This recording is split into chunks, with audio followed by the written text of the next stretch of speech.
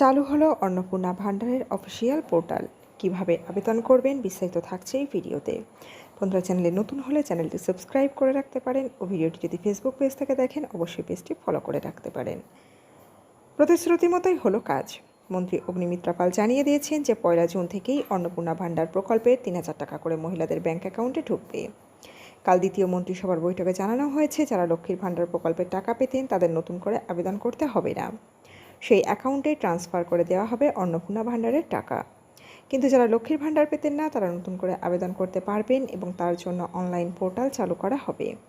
সেই মতোই পশ্চিমবঙ্গ সরকারের তরফ থেকে চালু করা হয়েছে অন্নপূর্ণা ভান্ডারের অনলাইন পোর্টাল। চালু হলো অন্নপূর্ণা ভান্ডারের পোর্টাল। নির্বাচনী প্রতিশ্রুতি পূরণ করতে বদ্ধপরিকর ভারতীয় জনতা পার্টি। 1 জুন থেকেই মহিলাদের নথিভুক্ত লক্ষ্মীর ভান্ডারের অ্যাকাউন্টে পৌঁছবে অন্নপূর্ণা ভান্ডারের 3,000 টাকা। তবে এমন অনেকেই রয়েছেন যারা লক্ষ্মীর ভান্ডার পান না কিংবা বয়সের জন্য এতদিন পেতেন না, কিন্তু এবার অন্নপূর্ণা ভান্ডারের জন্য আবেদন করতে পারবেন।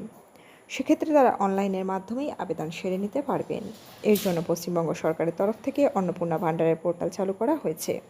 কিন্তু রাজ্যবাসীকে এই মুহূর্তে আবেদন করতে গিয়ে কিছু সমস্যা পোহাতে হচ্ছে।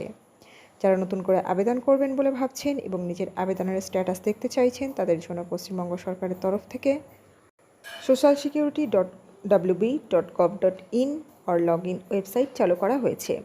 সেখান থেকেই নতুন আবেদন করা যাবে। তবে যারা ইতিমধ্যে আবেদন করেছেন বা লক্ষ্মীর ভান্ডার পেতেন, তারা আবেদনের স্ট্যাটাস চেক করে নিতে পারবেন এই পোর্টাল থেকেই।